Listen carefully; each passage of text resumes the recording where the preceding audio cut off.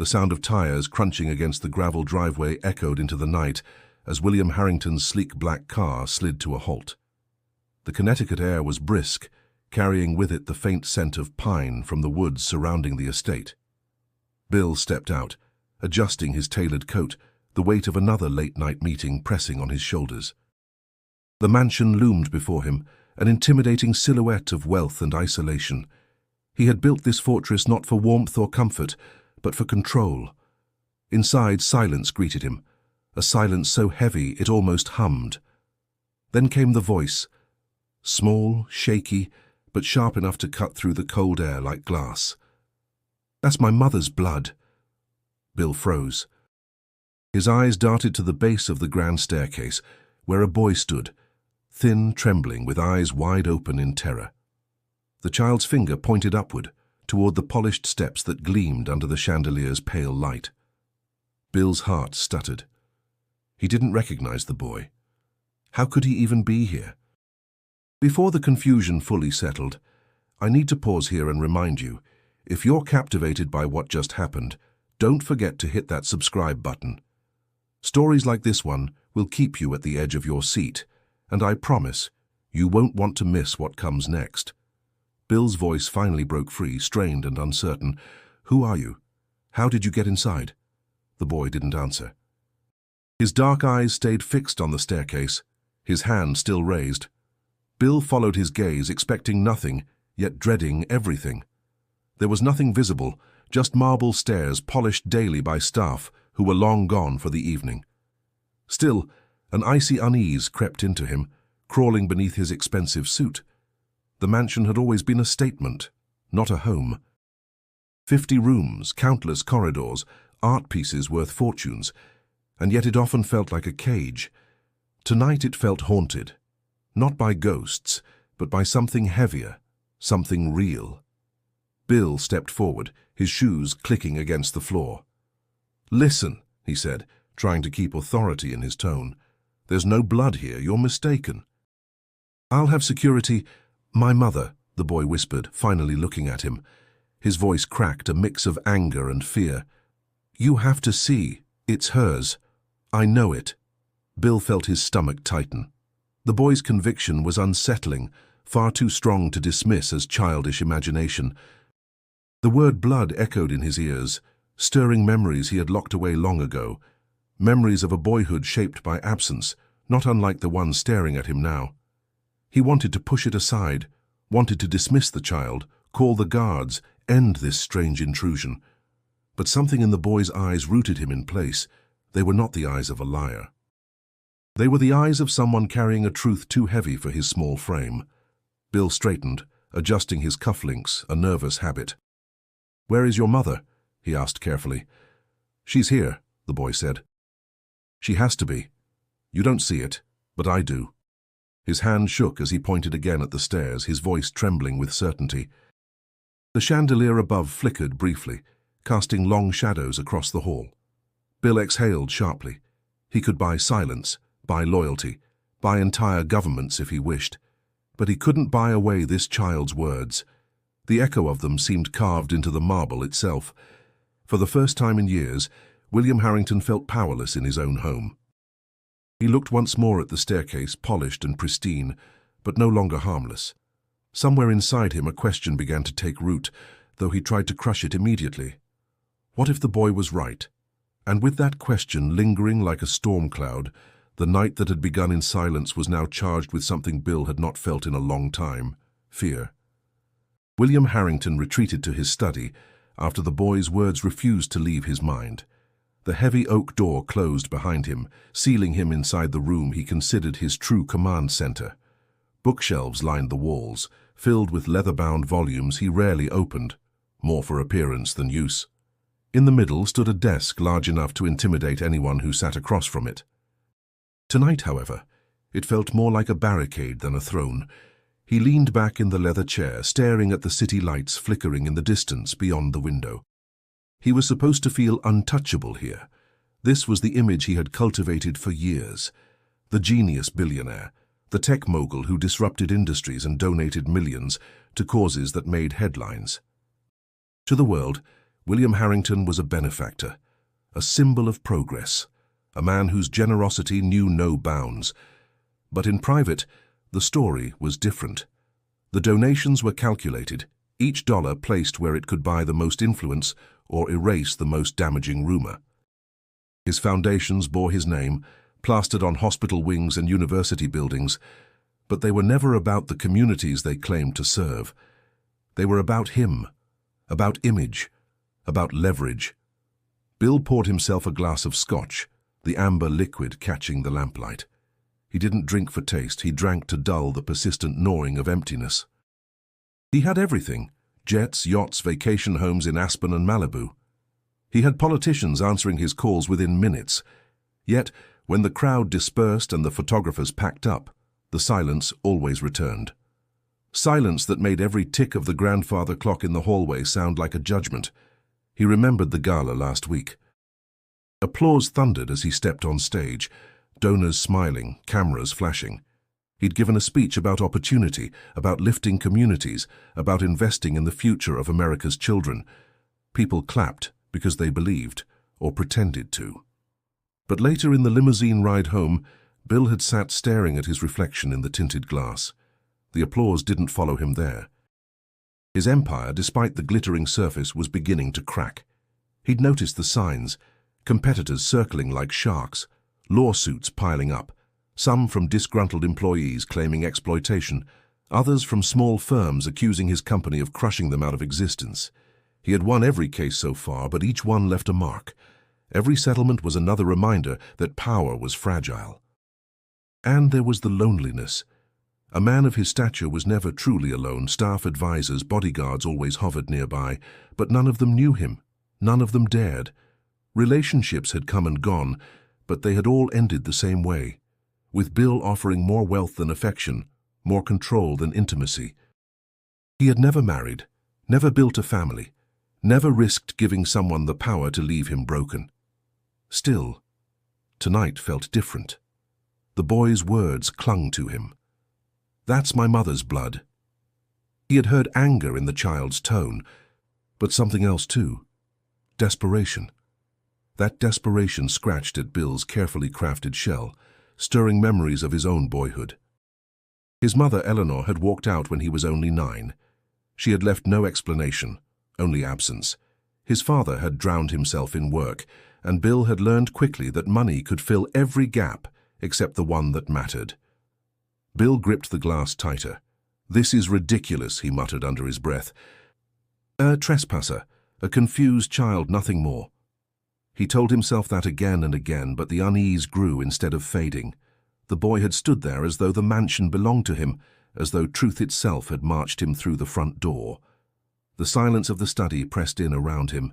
The scotch burned on his tongue. The city lights twinkled in the distance, cold and unreachable. For the first time in years, William Harrington wondered if the fortress he had built was not protecting him, but trapping him.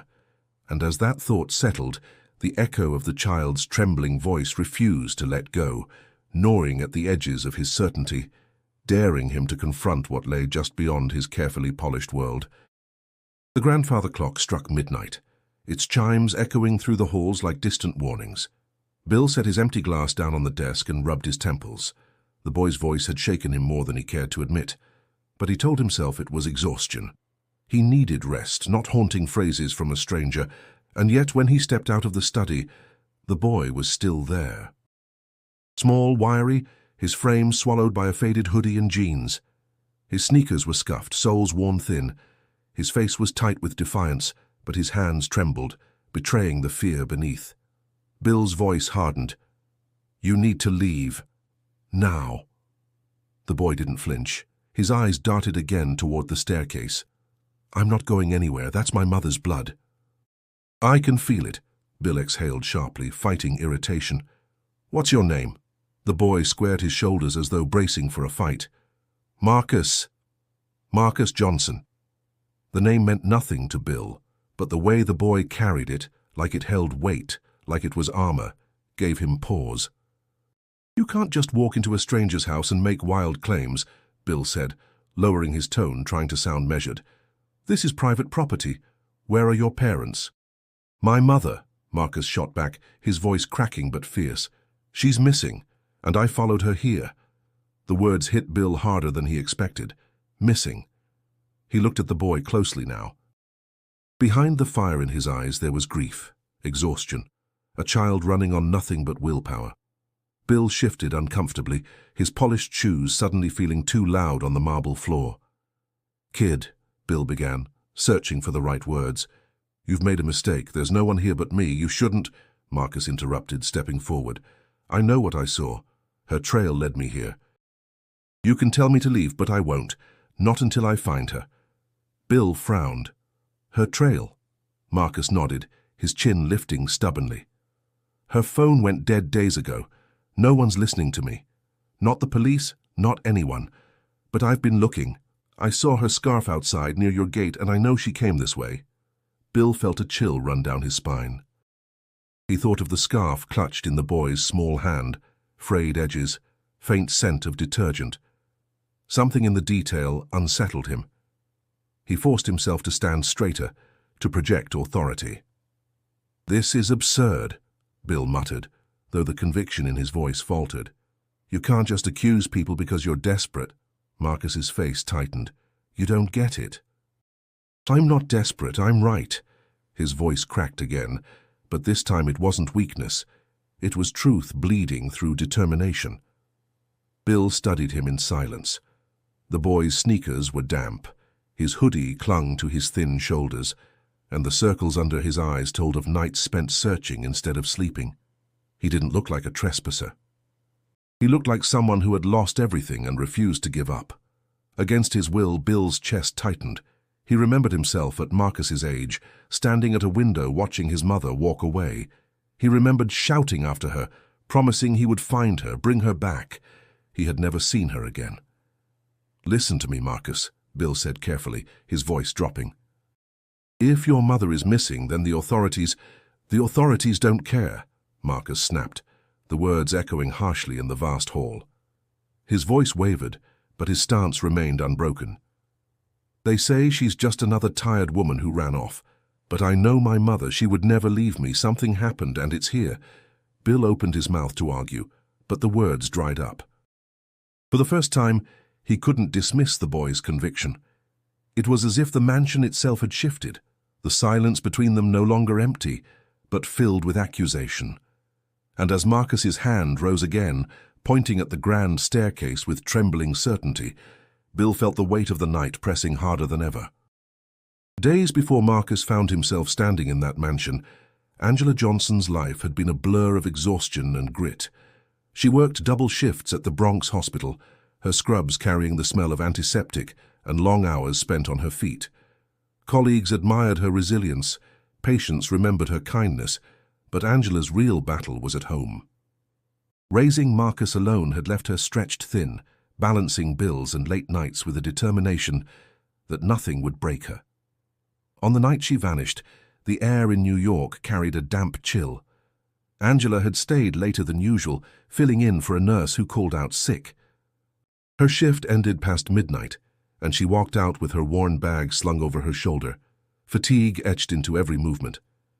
She called Marcus, her voice tired but steady. "Go to sleep, baby. I'll be home soon," she said. "Promise?" Marcus asked, his voice muffled through the phone. "Always," she whispered before hanging up. That promise never reached its end. Angela never walked through the front door again. Her neighbor, Mrs. Lewis, noticed Marcus, waiting on the steps the next morning, his eyes red but wide with stubborn hope. When Angela still hadn't returned by noon, Marcus reported her missing. But the police, overwhelmed with cases and shaped by biases too old to name, dismissed it. "Adults leave all the time," one officer said with a shrug. "Maybe she needed space." Marcus clenched his fist so tight his nails cut into his palms. "My mom wouldn't leave me. She wouldn't." His words were brushed aside, logged into a file that would likely never be opened again. Left with no choice, Marcus began searching himself.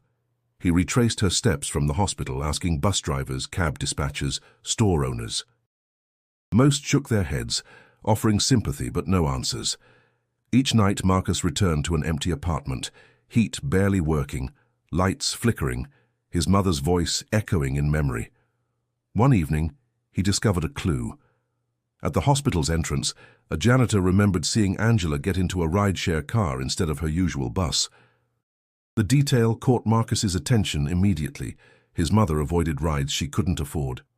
Determined, he tracked down the car service by calling numbers he found on discarded receipts and old posters until one finally confirmed it. Angela had been picked up, destination unknown. The lead burned in his mind. He had no money, no official support, but he had will. He followed fragments, transactions, street witnesses, vague sightings, piecing together a fragile map of her last known path.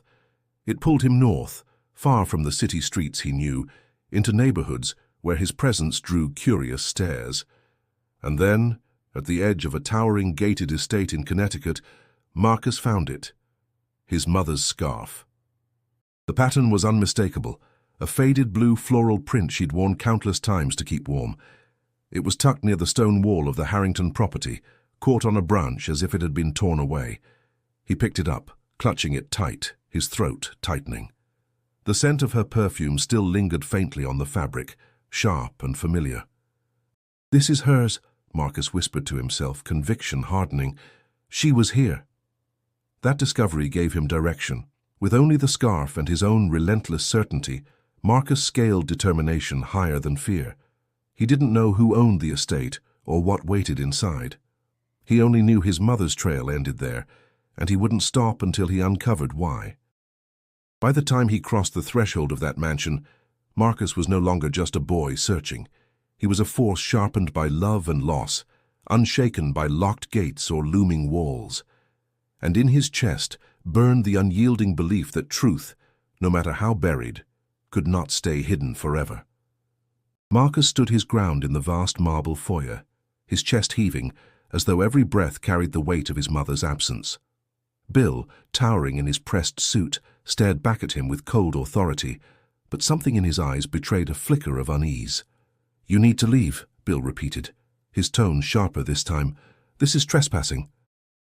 Whatever fantasy you've created about your mother, it doesn't involve me."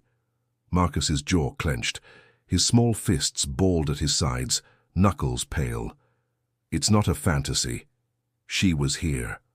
I know it." Bill sighed, trying to cloak impatience in control. "I don't know your mother, son. You've made a mistake."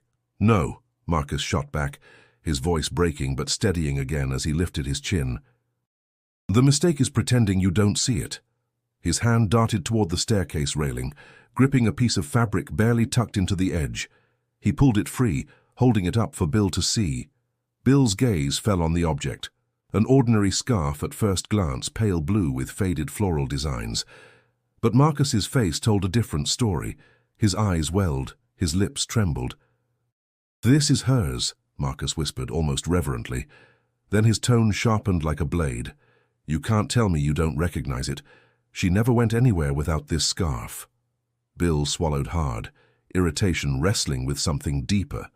He wanted to dismiss it, to claim it belonged to a staff member, to wave it away like an inconvenience. But the boy's intensity made such dismissal feel like lying not just to him, but to himself. "Listen to me," Bill said firmly. "You're upset, and I understand that. But jumping to conclusions will not bring your mother back. You don't belong here." Marcus's shoulders shook, but his eyes did not waver. "Then why was her scarf on your stairs?" The silence that followed was suffocating. The air in the mansion felt heavier, as though every shadow leaned in to listen. Bill's hand twitched toward his phone, debating whether to call security, but he didn't move. Marcus had anchored him there, chained by conviction. "You think money can hide everything," Marcus said, his voice trembling with anger. "But it won't hide her. Not from me." Bill inhaled slowly, steadying himself. He was used to adversaries, lawyers, CEOs, politicians, men and women with power and strategy. But this child, with nothing but determination and grief, unsettled him in a way no courtroom opponent ever had. "Marcus," he said, forcing calm, "grief can play tricks. When someone disappears, the mind creates signs where there are none." "This isn't a trick," Marcus snapped. His fingers tightened around the scarf as though it were the last thread tying him to his mother. "This is proof, and I'm not leaving until you admit it." Bill felt a strange ripple of frustration and respect. The boy wasn't backing down. He could have him dragged out, silence him with authority, but part of him hesitated. Why? Why should the word of a boy matter? And yet, it did. The clock ticked in the hallway. Outside, wind pressed against the windows, rattling faintly. Bill turned his gaze back to the scarf, its frayed edges like a wound unraveling. "Even if it is hers," Bill muttered, more to himself than to Marcus. "That doesn't mean—" He stopped short. He couldn't finish the sentence. He couldn't summon the certainty. Marcus stepped closer, his small frame shaking but resolute. "You know something," he said, his voice quiet now, almost pleading. "Please, if you know where she is, tell me." Bill's throat tightened. He told himself he didn't know, that the scarf could have arrived there by accident, that there was no truth in the boy's claim. But Marcus's words lingered, pressing against the weakest parts of his conscience. And in that moment, Bill realized this confrontation wasn't ending tonight. It had only just begun. Bill stood frozen, his gaze fixed on the scarf in Marcus's hand. The boy's certainty gnawed at him, worming through cracks in the armor he had spent decades building. He wanted to brush it off, to order security and wash his hands of the whole affair, but the word mother lingered like an echo he could not silence. "Give me that," Bill said at last, extending a hand. Marcus pulled the scarf closer to his chest, shaking his head. "No, it's hers. I'm not letting it go." Bill exhaled, lowering his arm. He hadn't expected the boy to resist so fiercely. He studied Marcus's face, tired, drawn but unflinching. Something in those eyes reminded him of another boy, long ago, who had stood at a window watching his own mother vanish into the night. He had never forgotten the sound of the door closing, the hollow silence that followed, the way his father's face hardened as if love had become a weakness to be punished. "Do you know what happens to people who trespass in places like this?" Bill asked, his tone quieter now. Marcus glared back. "I don't care. If my mom's here, then I belong here." The answer struck deeper than Bill cared to admit. Most adults shrank in his presence, intimidated by his wealth, his influence, his reputation, but this boy stood without flinching, armed only with conviction. Bill turned away, pacing toward the window. Outside, the night pressed heavy against the glass. He caught his own reflection, faint in the dark pane, his expensive suit, his proud posture, but also the lines etched by loneliness and regret. For a fleeting second, he didn't see a billionaire. He saw a boy still waiting for a mother who never came back. His throat tightened. He poured himself another drink, though the liquor only sharpened the unease twisting inside him. He tried to reason with himself. This was manipulation, a child using emotion to push him. Yet no argument silenced the question growing louder. What if Marcus was right? Behind him, Marcus spoke again, softer this time. "She always told me people could be better than they pretend to be. Even the ones who act like they don't care." Bill closed his eyes. The words hit him with painful precision. Eleanor, his own mother, had said something similar once, before she left. She told him the world wasn't only about winning, about power. She told him kindness mattered. He had laughed at her then, eager to prove strength was everything. But standing here now, with Marcus's words echoing hers, the laughter felt like a wound reopening. He turned back to the boy. "What if she isn't here? What if you're wrong?"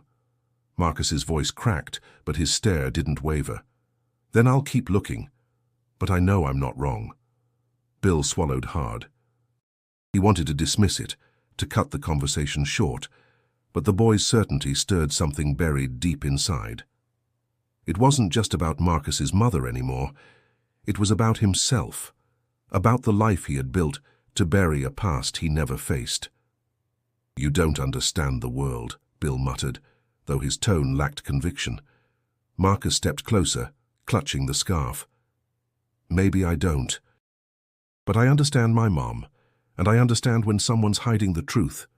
The silence stretched again, thick and suffocating. Bill felt his pulse thudding in his ears, the walls of the mansion pressing in. For years, He had believed money insulated him from accountability, but tonight a child's voice had pierced through. And as Bill stood there, caught between denial and memory, he realized something unsettling. The boy wasn't just demanding answers about his mother. He was forcing William Harrington to confront the hollowness of his own soul. Morning sunlight spilled over the Harrington estate, but it did nothing to ease the storm that had begun to brew. Bill had managed to send Marcus away for the night, though the boy left with the scarf clenched in his fist and a fire in his eyes that promised he would return. Bill told himself it was over, that he had reasserted control, but the illusion didn't last long. By midday, his phone buzzed non-stop. News outlets in New York had picked up Angela Johnson's disappearance, and the story was gaining traction. A hard-working nurse, a single mother, vanishing after a late shift. It carried the kind of human weight that stirred communities. Journalists questioned why the case hadn't been prioritized, why a child had been left to search on his own. Bill scrolled through headlines at his desk. Bronx nurse missing, authorities slow to act. Son says no one believes me as he hunts for his mother. Each headline tightened a knot in his stomach. None mentioned him, not yet, but he knew how quickly narratives could shift. He barely had time to set the phone down before his head of public relations, Linda Carter, stormed into the study. Her sharp heels struck the floor like gunfire. "Bill, we have a situation," she said without preamble. "I've seen the articles," he replied coolly, leaning back in his chair. Linda dropped a folder on his desk. Inside were printed screenshots, social media posts, photos of Marcus holding up his mother's picture on a street corner. This isn't just a local story anymore, it's spreading fast. Community activists are picking it up, and they're already asking why our foundation, with all its supposed commitment to healthcare, hasn't said a word. Bill rubbed his temples. "We don't comment on every missing person case." "This isn't every case," Linda shot back. "The optics are brutal. A boy crying out for his mother while the city ignores him. People eat this up. And if anyone finds out he came here—" She cut herself off, watching his reaction carefully. Bill's eyes narrowed. "That detail doesn't leave this house." Linda hesitated. "Then you need to make sure it doesn't. But silence will only make this worse. I suggest we put out a statement. Something sympathetic, supportive. Maybe offer a small donation to the search efforts. Just enough to keep us on the right side of public opinion." The suggestion churned in Bill's gut. He had played this game for years, money as a shield, charity as a weapon, but Marcus's face wouldn't leave him. The boy hadn't asked for donations or statements. He had asked for truth. "What if the boy talks?" Bill asked quietly. Linda frowned. "What did he say to you?" Bill didn't answer. He couldn't bring himself to repeat Marcus's words, not even to her. He waved the question away instead. "If he does, he'll sound like a desperate child. People will sympathize, but it won't stick without proof." Linda leaned forward, her voice firm. "Don't underestimate sympathy. Sometimes it's stronger than proof." Her words lingered long after she left the room. Bill sat in the silence, phone buzzing again with another alert. He could almost hear Marcus's voice woven between the headlines, insistent, undeniable. "She's here. I know it." He stood and paced to the window. Beyond the manicured lawns, reporters already gathered at the gate, their cameras flashing as if the mansion itself held secrets worth uncovering. The fortress he had built was no longer impenetrable. Bill clenched his fists, frustration and unease colliding. He could silence lawsuits, bury scandals, but this was different. This was a child with nothing to lose and a truth that refused to be ignored. For the first time in years, William Harrington felt the walls of his empire closing in, not from rival tycoons or corporate battles, but from a boy's unwavering cry for his mother. The next morning, Marcus was back. His small frame looked even thinner against the iron gates of the Harrington estate, but his posture was unshaken. He had a backpack slung over one shoulder, the scarf tied carefully around the strap. His eyes, dark with exhaustion, carried a fire that no sleepless night could extinguish. He sat on the curb, refusing to move even as security guards hovered near the gate. "You can't stay here, kid," one of them muttered. Marcus hugged his knees to his chest. I'm not leaving until I find her. He knows something. Word traveled quickly. By noon, neighbors from surrounding streets had gathered. At first, they came out of curiosity, a child alone at the gates of a billionaire's mansion. But as they heard his story, sympathy grew. An elderly woman placed a water bottle by his side. A young couple handed him a sandwich. Their small gestures of kindness became a shield against the guards' attempts to disperse him. By evening, a local pastor named Reverend Thomas arrived, tall, soft-spoken, with lines of both wisdom and fatigue etched on his face. He crouched beside Marcus. "Son," he said gently, "why are you here?" Marcus looked up, his voice steady despite the tears pooling in his eyes. "Because nobody else is looking. If I stop, she's gone forever." The pastor nodded slowly, his hand resting on Marcus's shoulder. Faith is a powerful thing. Sometimes it moves people who thought they could never change. He glanced toward the mansion. Even men like Harrington. The small crowd murmured in agreement. Cameras began to appear. Local journalists drawn by the spectacle of a boy defying wealth with nothing but his conviction. Among them was Sarah Miller, a young reporter known for chasing stories that others ignored. She adjusted her camera strap, approached Marcus, and knelt down to meet his gaze. "Marcus, I'm Sarah," she said. "I want to hear your story." "Tell me about your mum." Marcus hesitated, then pulled a worn photograph from his pocket. Angela's smile lit up the faded image, her arm wrapped protectively around him. "She works at the hospital in the Bronx. She always comes home, always. But not this time." His voice cracked, but he pressed on. "I found her scarf here. That means she was close." "That man in there knows what happened." Sarah's throat tightened. She had covered missing persons cases before, but rarely had she seen such raw determination in someone so young. She made a quiet promise to herself. She would not let this story disappear like so many others. Inside the mansion, Bill watched from an upstairs window. The sight unsettled him more than he cared to admit. The boy hadn't backed down. Instead, he had drawn others to his side, ordinary people, a pastor, now even the press. What began as a whisper was turning into a voice loud enough to pierce the walls Bill had built. "Sir," Linda Carter said, entering the room without knocking. "This is escalating. That boy has become a symbol. People are calling him brave. If we don't handle this, it'll spiral out of control." Bill didn't answer. His gaze lingered on Marcus, who sat huddled but unyielding, scarf clutched to his chest like a banner of truth. A strange mix of irritation and reluctant admiration twisted in Bill's chest. He could silence adults with money or power, but this child's persistence was something altogether different. "Should I call the police?" Linda asked. Bill shook his head slowly. His voice was low, almost distant. "No, that will only make him louder." Outside, Marcus lifted his chin against the chill of the evening air. His voice rang out with a clarity that made the small crowd fall silent. "I'm not going anywhere. Not until I know what happened to my mum." The words carried across the gates, up to the mansion windows, and into Bill's chest like a challenge he could no longer ignore. Sarah Miller had a notebook open on her lap, her pen scratching furiously as Marcus spoke. The late afternoon sun dipped lower, painting long shadows across the street outside Harrington's gates. Neighbors had thinned out, but Sarah stayed. She sensed there was more to this story than a child's stubborn vigil. "Marcus," she said gently, "walk me through everything again, every detail you remember about that night." Marcus repeated what he had told others. His mother's late shift, the phone call promising she would come home, the silence that followed. Then he leaned closer, lowering his voice.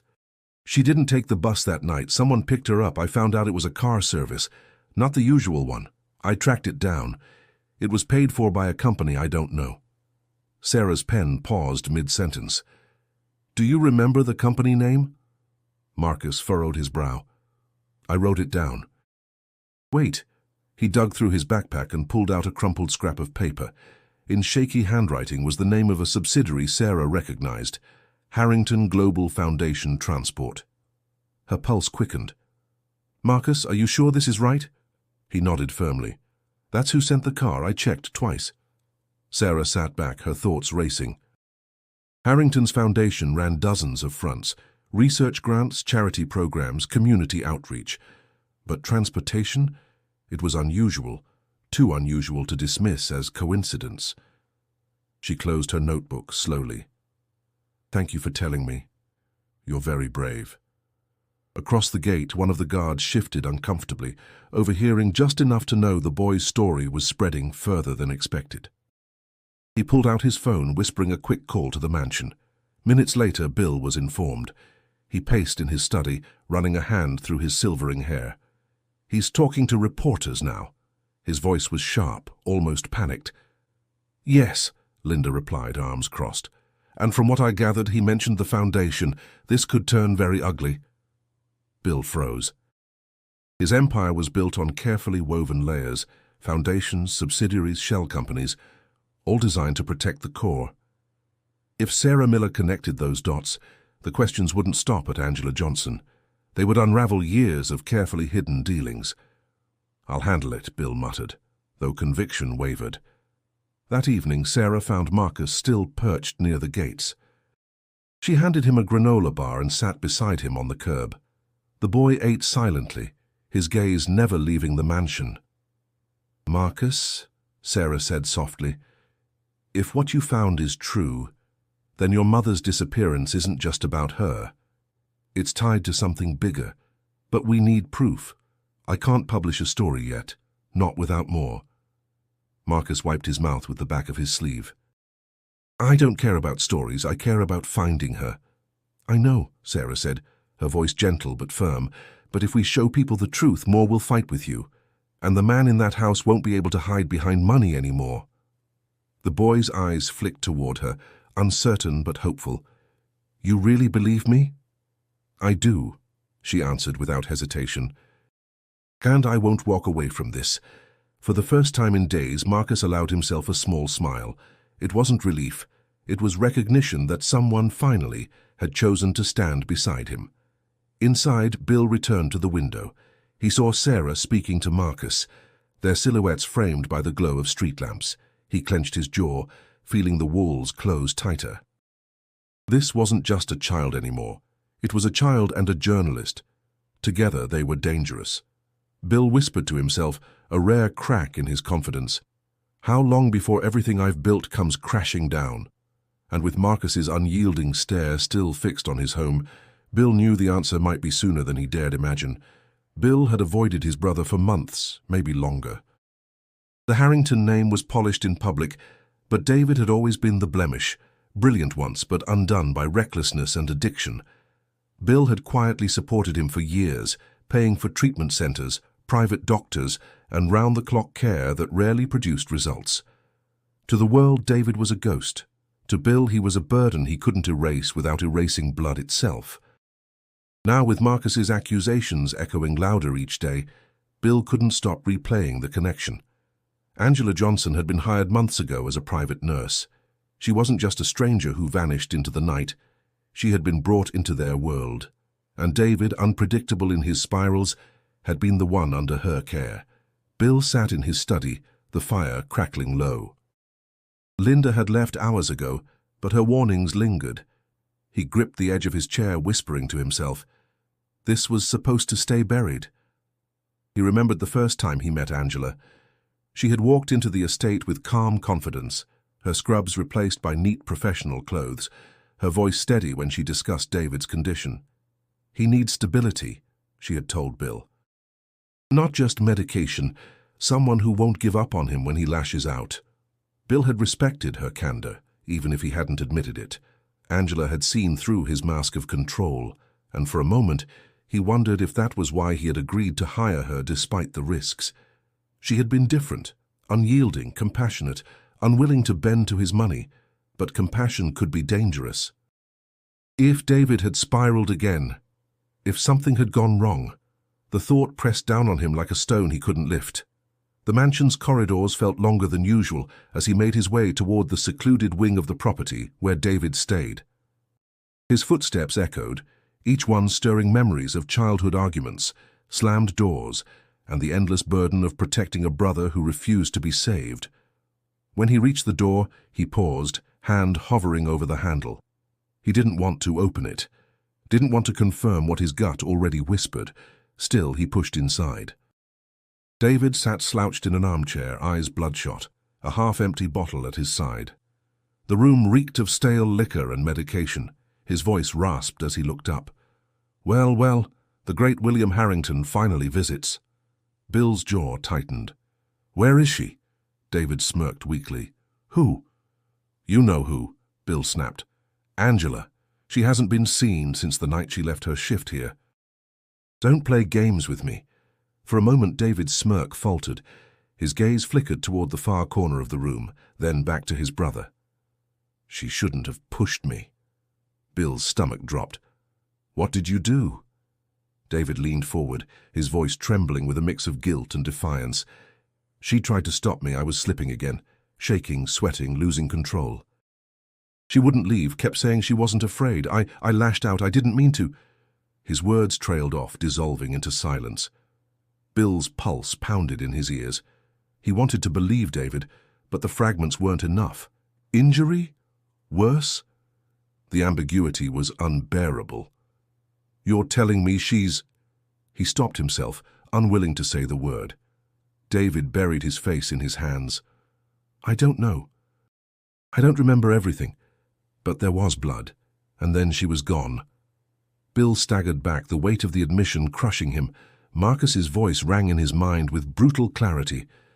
That's my mother's blood. For the first time in decades, William Harrington, master of control and power, felt truly powerless. Bill's grip tightened around the back of the chair as his brother's words sank in. For years he had shielded David from the world, excusing failure after failure. But now the weight of that loyalty pressed down like chains. You don't remember. Bill's voice was low, dangerous. You're telling me a woman's life was destroyed, and you can't even remember what you did. David flinched but forced a laugh that carried no humor. Don't act like you're surprised. You knew what I was when you brought her here. You knew I wasn't stable. That doesn't absolve you. Bill's tone cut like steel. You had a nurse who gave you patience you never deserved, and you repay her by hurting her. David's eyes burned. I didn't ask for her, that was you. You're the one who hired her, the one who thought throwing money at my problem would fix it. You made her part of this. The accusation landed sharper than Bill expected. He staggered back, his chest tightening. He had thought himself the protector, the one who carried the burden. But David's words revealed the truth he had avoided. Angela hadn't simply crossed their path. She had been pulled into their orbit because of his decision. Bill's voice cracked. Where is she, David? Silence stretched between them, heavy and suffocating. David finally looked away, his hands trembling. I don't know. She was bleeding. She tried to help me even then. I told her to leave. She didn't. After that, it's fragments. I woke up and she was gone. The fire in the hearth hissed, a log collapsing into ash.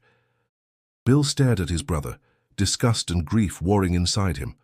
For all his wealth and control, he couldn't escape this truth. His family name was tied to violence, to failure, to a boy outside his gates who had every right to accuse him. You've put everything at risk, Bill whispered. Not just yourself. My name, my company, everything I built. David's laugh returned, bitter and broken. You mean your empire of lies? You're terrified because for once you can't buy silence. That kid won't back down, and you know it. Bill clenched his fists, rage coursing through him, but beneath it lay something colder. Fear. Fear that Marcus's unyielding voice was stronger than his billions. Fear that Angela's disappearance would become the crack that shattered everything. I should turn you in right now, Bill said, his voice shaking with fury. David leaned forward, eyes bloodshot, jaw trembling. Then do it. But don't pretend you're innocent. You built this cage for me. You locked me in, kept me hidden, and paid strangers to deal with me. You didn't care if they got hurt as long as your reputation stayed polished. This is on you as much as it's on me. The words cut deep. Bill staggered back, memories rushing forward. His mother leaving, his father's silence, the way he had sworn never to let weakness define him. Yet here he was, standing in the wreckage of choices made out of pride and denial. He pressed a hand against his forehead, trying to steady himself. If Angela is dead, he couldn't finish. The thought alone tore at his chest. If she's gone, then Marcus will never forgive me, and neither will I.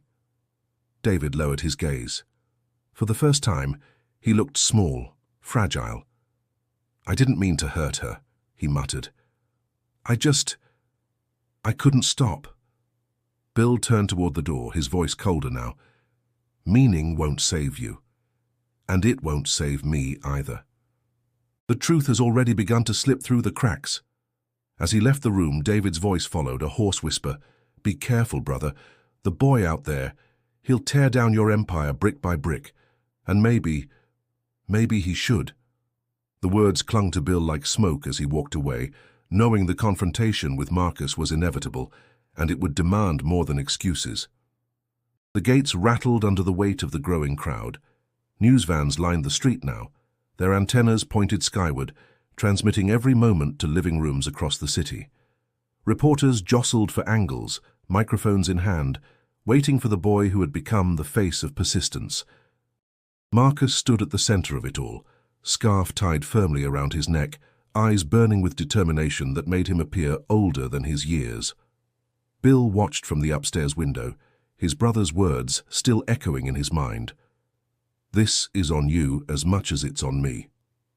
He wanted to slam the glass shut, to block out the noise, but Marcus's voice rose above the chaos, clear and unwavering. Tell me where my mother is! The demand carried like thunder. The crowd hushed for a moment, cameras swiveling to catch the boy's every syllable.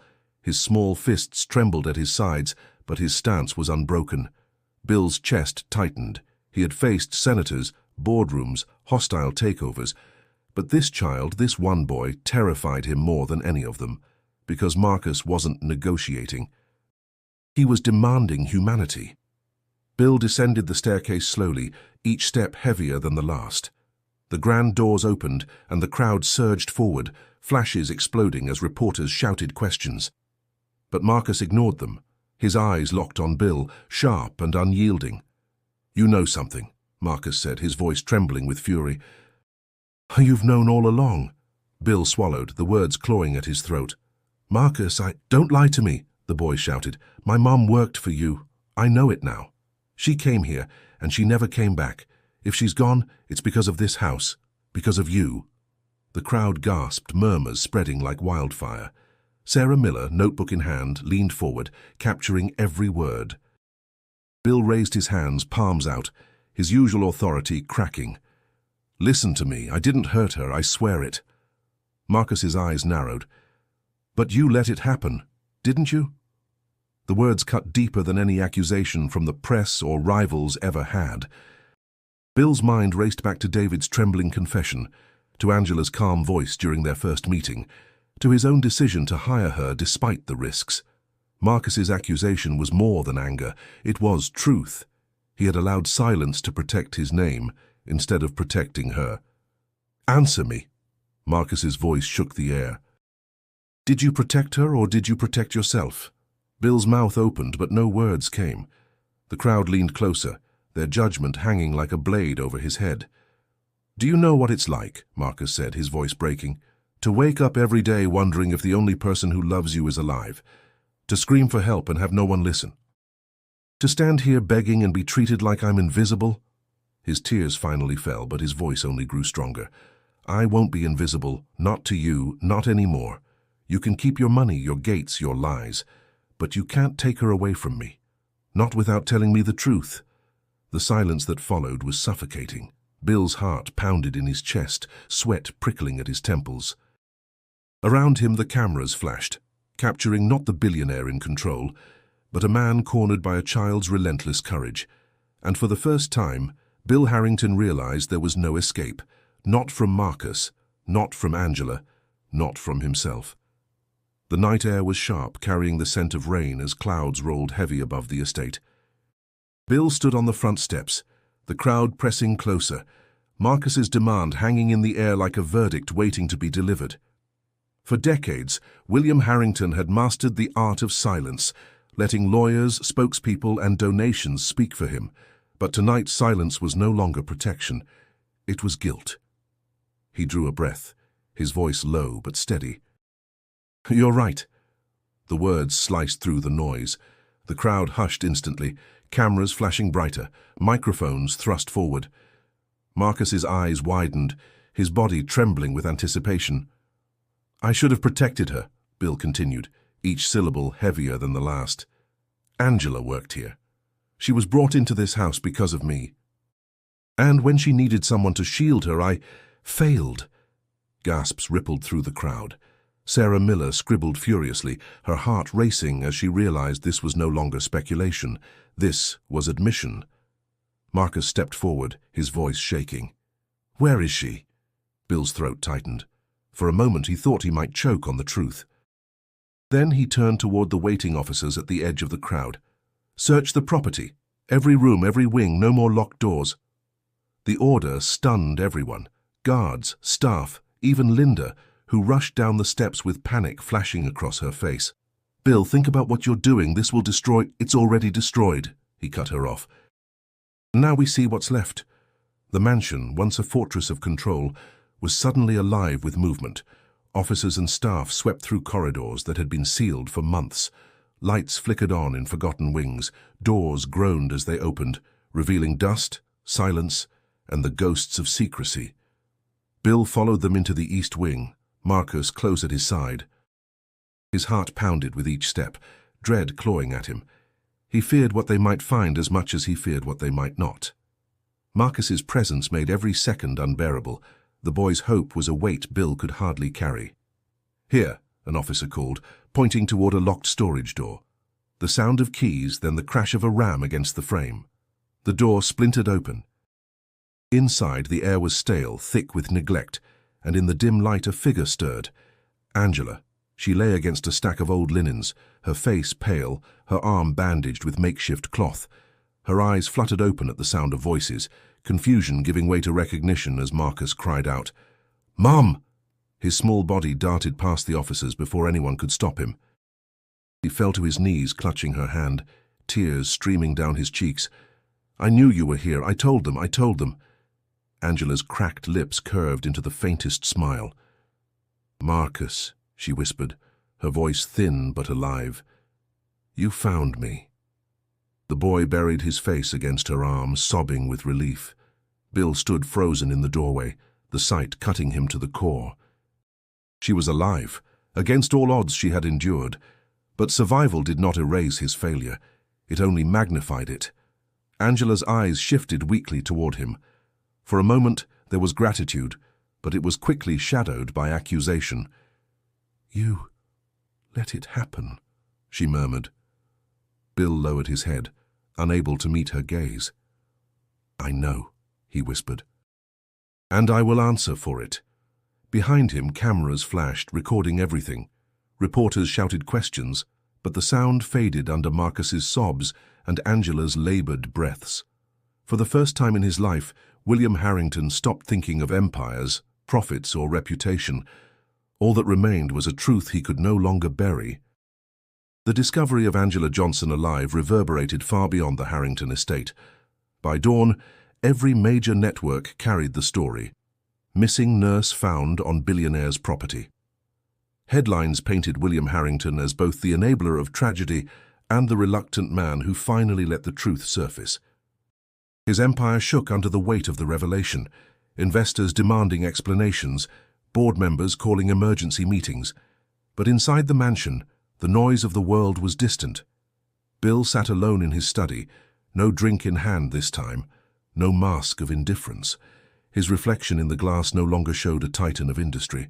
It showed a man hollowed by his own choices. When Linda stormed in, her voice was sharp, urgent. "We need to craft a narrative, Bill. If you resign, if you step back, maybe—" "No," he interrupted, his voice steady in a way that surprised even him. "No more narratives, no more lies." She froze. "You don't mean—" "I do." Bill rose, straightening his shoulders. "For years I bought silence. I bought loyalty. I thought that was strength. But Marcus, that boy forced me to see what I've become. Power without responsibility isn't strength, it's rot." Linda's expression softened for the first time. She searched his face for the man she had worked beside for decades. So what now? Bill turned toward the window, where Marcus and Angela were reunited in the garden under the watch of medics. The boy's laughter, though strained by exhaustion, rang like a bell. Bill felt something stir inside him, something he hadn't allowed in years: humility. "Now," he said, "I start making it right." The days that followed were a whirlwind. Bill appeared before cameras, not with rehearsed lines but with raw admission. "I failed Angela Johnson," he told reporters, his voice steady. "And I failed her son. My silence nearly cost a life. My empire has been built on control, but control means nothing if it hides truth. Today, I commit to tearing down the systems I created that put image above humanity." Critics expected deflection, but instead Bill dissolved his private subsidiaries, opened his foundation's finances to public audit, and resigned from several corporate boards. More than that, he began funneling resources into community programs, not under the Harrington name but under independent oversight. Clinics, shelters, scholarships, real structures, not just polished facades for reputation. When Marcus saw him again, the boy stood guarded, arms crossed. "You think giving money fixes what you did?" Bill shook his head. "No, money can't fix what I did. But it can build something better, and I want you to see that I'm not hiding anymore." Angela, still weak but recovering, studied him with cautious eyes. "You're a powerful man, Mr. Harrington. People like you don't usually admit when they're wrong." Bill met her gaze, his voice heavy. "It took your son to force me to. He showed me more courage in a week than I've shown in my entire life." Marcus's face softened slightly, though suspicion lingered. "So, you're not going back to who you were?" Bill's chest tightened. "I can't, because if I do, then your fight, your mother's suffering, it would mean nothing, and I won't let it mean nothing." The boy studied him for a long moment, then finally nodded. Not forgiveness, not yet, but recognition. As evening fell, Bill walked through the mansion, its vast halls echoing differently now. For the first time, the walls didn't feel like a fortress or a cage. They felt like relics of a man he no longer wished to be. And outside, the sound of Marcus's voice carried on the wind, a reminder of the truth that had set everything in motion. Weeks passed, and the frenzy around the Harrington estate slowly faded into headlines of reform and rebuilding. Angela recovered at the hospital where she once worked, her strength returning day by day. Marcus rarely left her side, his small hand always within reach, as though letting go for even a moment might risk losing her again. Bill visited quietly. No grand entrance, no entourage, no cameras, just himself, carrying the awkward weight of a man learning humility. One afternoon, he stood at Angela's bedside, watching Marcus help her sip water. "You look stronger," Bill said softly. Angela's eyes, tired but steady, lifted to meet his. "Stronger than you thought I'd be?" Bill shook his head. "Stronger than I ever deserved you to be." She studied him, as though measuring the sincerity in his voice. "You're changing," she said. "But change isn't words. It's what you do next." "I know," Bill replied. "That's why the Harrington Foundation is no longer mine. It's being restructured under independent leadership with real oversight. Clinics, scholarships, protections for healthcare workers. It won't erase what happened, but it will honor the fight you and your son forced me to see." Angela's gaze softened, though pain lingered in her expression. "For Marcus, I'll accept that. But forgiveness, that will take time." "I don't expect forgiveness," Bill admitted, his voice low. "Only the chance to keep trying." Marcus stepped forward, his young face carrying a wisdom far beyond his years. "You didn't listen before, but you're listening now. That's why I'm giving you one chance. Just one." Bill swallowed hard, a lump forming in his throat. "I won't waste it." In the weeks that followed, the world watched as William Harrington dismantled the empire he once ruled with iron control.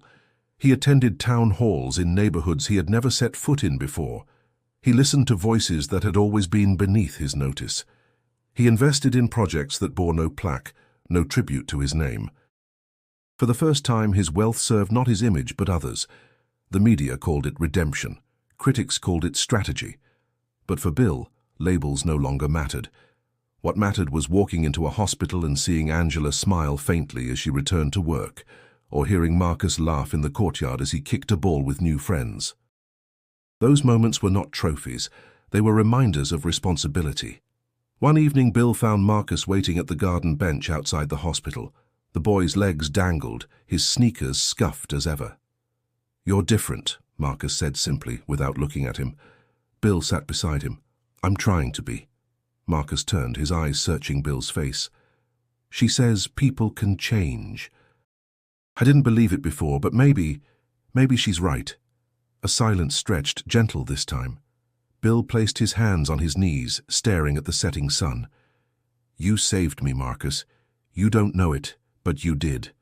Without you, I would have gone on lying to myself until there was nothing left worth saving." Marcus shrugged, though a small smile tugged at his lips. "I just wanted my mom back." "And you got her back," Bill said softly, "because you refused to give up. That's more strength than I've ever had."